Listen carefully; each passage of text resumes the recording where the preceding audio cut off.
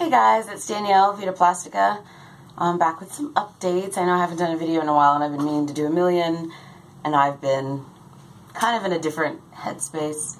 I haven't really been posting on Instagram either, which I need to keep up with because I like to see pictures of your dolls. But I've been like so wrapped up in the journaling project for Black Moon, you know, the book, because I found mixed media journals on YouTube, and I've been obsessed with watching them. So I've been watching videos, watching your videos, and working on these pages. But I did get some work done on the billboard. So I finally found a base for my pole. So here's going to be my big pole. Somehow we'll get this thing on there. And I finally found a base. I had this old lamp that's really like heavy. Must be iron or something. And so I can just slide that right on and then build some like grasses and stuff over this little hump. So that is that. But that's really the only major crafting I've been doing because I've been so obsessed with making these flippin' pages. So I'll show you some. I'm not exactly proud of them, but I'm kind of finally getting an idea of what style I want, because honestly the stuff out there is just like way too pretty and just involves like a lot of stenciling and modeling paste, and it's beautiful, but it's too pretty for this world. So I kind of did some ugly, let's just call them washes, because it's not all watercolor all the time, but some watercolor is used. So this will be the cover, Black Moon.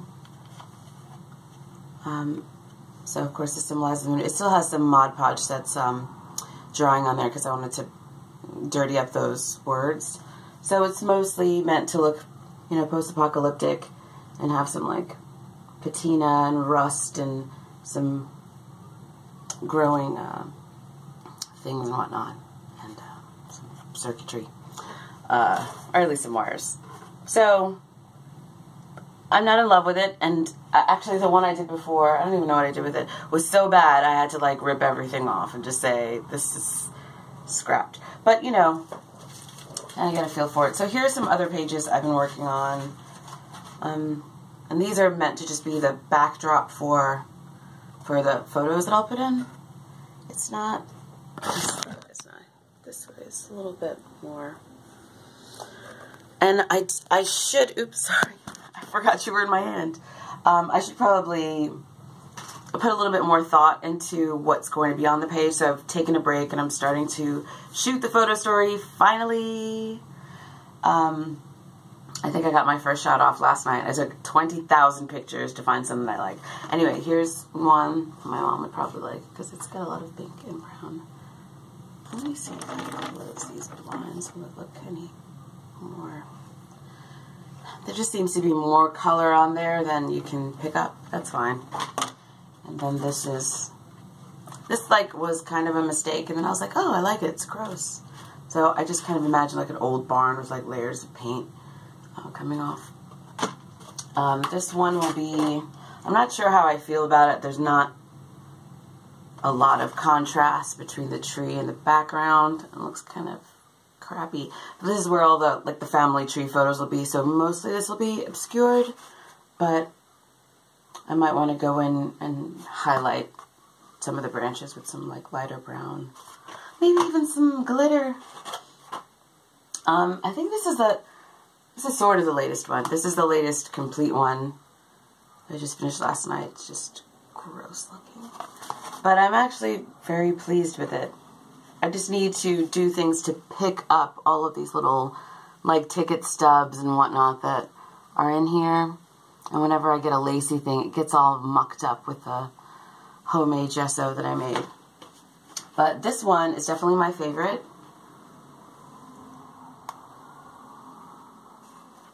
That's got a lot of blues and a little yellow in there. Need to kind of highlight a kind of a smoky looking city. Is that it? That's it. And here's one I'm working on. Oh crap. That was Gigi. Sorry, Gigi. I'll be there for you in a minute. So this is, I've got the map here. This is actually Ireland and England, or I think that's Wales. Yeah, those words, that's definitely Wales. Alright, so anyway, and this was like kind of symbolize the road or tracks or whatever. And then each of these little things, which I did in puffy paint, are symbols used in the revolution. Like this one means that there's like a community garden. This one is water transport is available. This is a house of prayer. This is computer access available, like internet access available. This is represents a month. This means that there's like a resistance contact nearby. This one is like a gathering. This is a sign for trading, and this is a sign for shelter available. So I'll go over there, over that with like, different paints and try to like highlight the symbols. I don't even know how paint is going to react with the puffy paint, but we'll see. So that was mostly what I've been working on and being obsessed with watching these videos. But I do have stuff to talk about. So last night I shot the first shot, I think, I hope. And so now I'm about to set up the second shot. And, what else?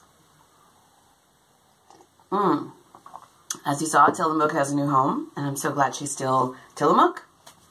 It's not her character, but it's the name, and I just think it's a beautiful and unusual name for a doll. So I'm very happy that she's Regina. Yeah, she was a good doll. Now I don't know what to do with my little cart that I made her. The colorful roof and the the camels. Yeah, so I don't know what's gonna happen with that. I'll probably put it in the basement with the cottage. That's also not getting used. Or my kids might actually end up using it. But I can take all of her stuff out and put it in the messenger bike thing.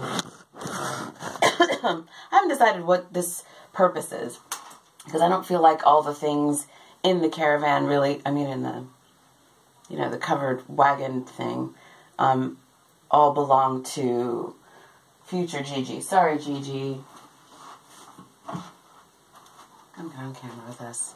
I'm not really happy with her in this wig. I feel like this wig is just too shiny and pretty, and she may go back to the original magic wig that looks amazing on everyone. Yeah, so future Eva, I don't really know what her job's going to be. I haven't really worked that out. She was kind of thrown in to make something else happen in the story, so her story is not figured out. And that could be kind of fun to work on, because Gigi and I have not been together, and I miss her. So, I have another new announcement. I have a new girl coming in. Kitten De Palma is shelled, and she should be shipped out by Wednesday. And I bought it from my friend April, and we're doing a partial trade, so I should be getting some new clothes in as well. And she's going to get a load of my like higher end Barbie stuff, like, fancier dresses and some furniture and some good props and stuff. So I'm happy that I can finally let go of most of the doll things, because little Danny's still sitting up there, and I just can't let her go. So I left her a few clothes to wear, but I'm pleased to see all of you are loving the 1/6 scale stuff and morphing them around. Oh, for those of you who like the made-to-move bodies, if you ever get your hands on a Pop Life Barbie, I would go for it, because it's not like made-to-move, but it is a really amazing body. It just holds a pose so tight after so many years. And these dolls were really played with. And then you just sit them, and they just automatically go into really lean, elegant poses. Ugh, I love her. Anyway, so Kitten De Palma's coming home, and I have plans for some major Kitten De Palma videos. I don't know if they'll ever happen, but I have plans for them. Kitten De Palma has been really on my mind a lot the last few weeks. I'm getting kind of obsessed with her, like I was when I created her.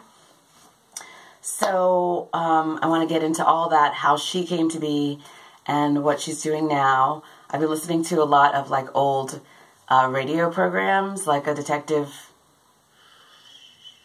Shane? Something Shane? Shear? Probably Shane. James Shane? I don't remember what it is, but I'll leave you a link because the detective radio programs are amazing. And they are so funny, and the language is great. And yes, I'm having a blast kind of thinking about her character and the little props that I will make for her. So she'll be here soon, and I can't wait to get started making some clothes for her. Because I can't find anything out there that's really womanly for the raccoon doll body. Oh, let me show you, speaking of my raccoon doll, I've given her outfit a little bit more character, some really handless gloves. But I really love the way those look. And I've added some grenades, but I need to get in there and make them realistic. Add some paint in there. And then, of course, she's got the holster by Tiffy BJD Crafts, and got her microphone sitting in there. And this, you know how old pleather can get all peely and whatnot? I've patched it with other pleather, and I kind of like the you know, old and jacked up look about it. I wanted to tea stain, like, I have this t-shirt in white, and I was coffee staining it, but then I rinsed it out, and then it all rinsed out. But I want to make some, like, sweat marks, like in some sweaty areas. I think that would be nice. And I've given her a temporary tattoo. It's a temporary tattoo, like the kind you use with water, but I want something different from her. I don't want a random tribal thing, but I don't exactly know what I want to do yet. So that's going to work for now. And I think I want to get her some new boots when it's, you know, Sabine's month. It's not her month. It's still Mercy's month. Oh, let me show you what I did with this girl. Yeah. So anyway, I think these came with the Fukubukuru bags, and so I just added those to make her look a little more finished. Yeah, so these boots are just like so happy for the time period. I do really like them, but I don't know. We'll see about that. So this is our girl, and let's see what her partner's been up to. I don't think that Sabine is really hitting it off with, what's his face? With, Zev.